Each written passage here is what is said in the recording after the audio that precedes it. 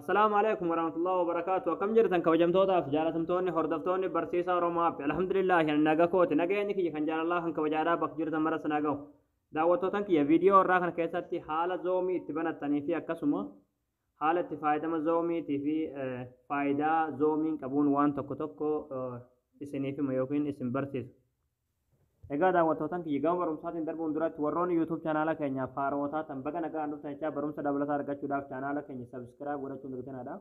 Yeroo sabiskiraayibii gootan barumsi asirratti dabarsinu guyyaan nama dura akka simbira ga'uuf mallattoo notifikashinii sana kilii itti godhaadha. Achi booda ool fayyadamtoota kaayyadhaadha. Barumsi keenya yoo isinitti tolee isin gammachiise viidiyoo keenya laayik sheer gootanii namoota baay'ee biraan ga'uun dirqanaadha. Egaa gamanummaan hanga barumsaa sin dabarsaa hanga xumura viidiyoo fiyyatti obsaan afaana turaan hordofaa isiniin jedha.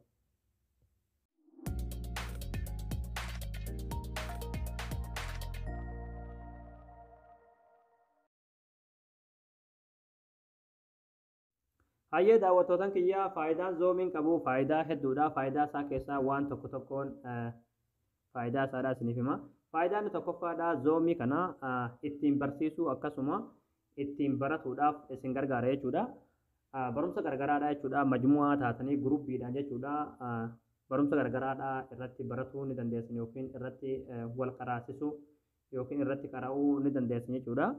Akkasuma kana qofallee miti jechuudha. Marii guguddaa yaa'anii marii namoota baay'ee waliin majmu'aa guruppiidhaan jechuudha. Hanga nama dhibbaa kanaa olillee taatanii marii tokko irratti wal mari'achuu dandeessan. Marii tokko irratti geggeessuu ni dandeessan zoomii kanarratti jechuudha. Yoo barbaadan viidiyoodhaan yoo barbaadan immoo aayidiyoodhaan jechuudha isinii galee. Akkasuma kan barumsalleen akkasuma jechuudha. Aayidiyoodhaan jechuudha.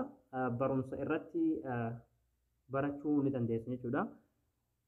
Kana qofallee miti ammallee nama barbaadanii waliin viidiyoodhaan haasa'uu dandeessanii miseejii waliif namaaf waliif barreessuu dandeessan abbaa barbaadanii wal qunnamuu ni dandeessan jechuudha. Qulqullina olaanaa taheen sagaleen isaadhaa qulqulluudha. Akkasuma viidiyoo kooliin isallee qulqulluu jechuudha. Appilikeeshinoota hunda caala jechuudha. Faayidaa hedduudha qaba. Ammallee bilbilli keessan yoo isin jala rakkoo ta'u godhate iskiriina bilbila keessanii nama bilbila beekuuf sheerii gootanii namni suni rakkoo bilbila keessanii san isiniif furuu danda'a jechuudha. Waan isin rakkattanii waan bilbilli keessan isin jalaa ta'e san isiniif ilaalee sirreessuu ni danda'a jechuudha. Walumaa galatti zoomiin kun faayidaa hedduudha qaba. Isin buufadhaati. Zoomii kana haala itti buufattan liinkii isaadhaa description boxii viidiyoo ilaalaa jirtan jalaan isiniif ka'a jechuudha. Description box jechuun jechuudha as ni tuttanii viidiyoo ilaalaa jirtan kana jechuudha jala liinkii as jala ni argattan jechuudha. Liinkii isin irratti kilik ni gootanii achi booda haala kanaan weebsaayitii keenya irra isin fida. As jala deemtanii jechuudha suuta asirra deemtanii daawuloodii kajoo argattan jechuudha. Nu asirratti daawulood kajoo kana kan barreeffama diimaadhaan barraa'e qalama diimaa kanaan kanarra jiru kilik irra gootanii achi booda daayirektii pilaasterii irra isin geessa jechuudha. Egaa nan buufadhee waan qabuufu buusuun irraa hin eegamu. Isin yeroo buufattan oofin irratti kilikii gootanii seentanii achi booda haala kanaan isinii fide jechuudha. Yeroo haala kanaan isinii fide as jalatti jechuudha saayiniin jettu ni jirti irratti kilikii gootanii achi booda haala kanaan asin fida. Yeroo haala kanaan asin fide asolitti imeelii guutanii seenuu ni dandeessan. Imeelii fi paaspoortii duraan seentee jiraattanii yoommoo akkas hin taane karaa salphaa jechuudha. As jalatti jechuudha saayinii wiz googul ka jedhamu irratti kilikni gootanii imeelii googulii keessanii seenuu dandeessan jechuudha. Achi booda haala kanaan imeelii googulii keessanii isin fide maqaa googulii ittiin banattanii isumaan seenuu dandeessan jechuudha. Irratti kilikni gootanii achi booda asirratti launch zoom ka jedhamu irratti kilikni gootanii achi booda continue kilikni gootu. Achi booda haala kanaan salphumatti zoomii banattan jechuudha. Amma kunoo kireet goona jirra jechuudha. Zoomii banannee jirra. Asirratti seetingii ka jedhamu kilikii yoo goone haala kanaan imeelii keessan asirraa argachuu dandeessan jechuudha. Yookiin waan ittiin banatan. Hayyee daawwattootaan kiyyaa yeroo haala kanaan banattanii raawwatan jechuudha. Asirratti jechuudha wantoota afur asirratti argaa jirtan kana keessa jechuudha. Asirratti new meeting ka jedhamu irratti kilikii yoo gootan asirratti start meeting ka jedhamu kilik gootan daarektii wanni isheenuu dandeessan jechuudha. Maali majmu'aa asirratti goot ka jedhamu kilikni gootu asitti eeyyamanii kennitanii fi achi booda haala kanaan akkuma asirratti amma argaa jirtan kana jechuudha. Asirratti viidiyoodhaan mul'achuu yoo barbaanne stop viidiyoo kan jedhamu kilikni gootu achi booda haala kanaan aayidiyoodhaan yookiin piroofaayilii suuraa keessaniitiin haasa'uu dandeessu jechuudha. Ammallee kan biraadha asirratti majmuu'aa yookiin guruppiidhaan nama affeeruu dandeessu jechuudha. Nama affeeruu dandeessu jechuudha. Asirra kilik gootanii invite nama gochuu dandeessan jechuudha. Asirratti invite kan jedhu kilik gootanii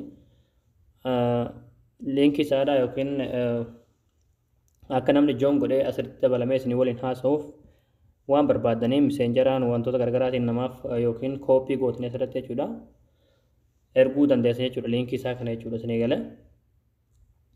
Itti aansuudhaan haalli itti irraa baatan yookiin itti cuftan jechuudha. Yeroo haasoftan raawwatan asirratti end kan jettan irratti kilikni gootu ammallee end meeting for all kan jedhamu kilik booda haala kanaaf duubatti deebitan jechuudha. Isinii galee haala kanaan jechuudha. Itti aanuudhaan asirratti share screen kan jettu jechuudha. Kan qarqara harka mirgaatu jechuudha. Tuni rakkina bilbila keessanii namaaf sheerii gochuu dandeessan jechuudha. Isinii galee bilbila keessanii waan tokko isin jalaa rakkate bilbila keessan shaashaa screen isaarraa namaaf sheerii gootanii namni shaashaa bilbila keessanii ittiin sirreessuu danda'a jechuudha rakkina bilbila keessanii. Asirratti immoo joon kan jettu kilikii gootan aayidiyaa asirratti guutanii joon gootanii namatti dabalamuu ni dandeessu jechuudha. Isinii galee aayidiyaa immoo aayidiyaa zoomii keessanii argachuudhaaf meetiin kan jedhamu kilikni gootuu kun aayidiyaan isaadhaa kana jechuudha. Yoole aayidiyaan isaadhaa kana invite gootanii nama ittiin affeeruu dandeessanii jechuudha. Itti aanuudhaan asirratti jechuudha siitingilee hedduu qabaa wanti tokko isin jalaa rakkatee sirreeffachuu dandeessan jechuudha. Asirratti meetiin kan jedhamu keessee hindanii rakkinni yoo jiraate sirreeffachuu dandeessan siitingii isaadhaa baay'eedha jechuudha deemtanii jechuudha.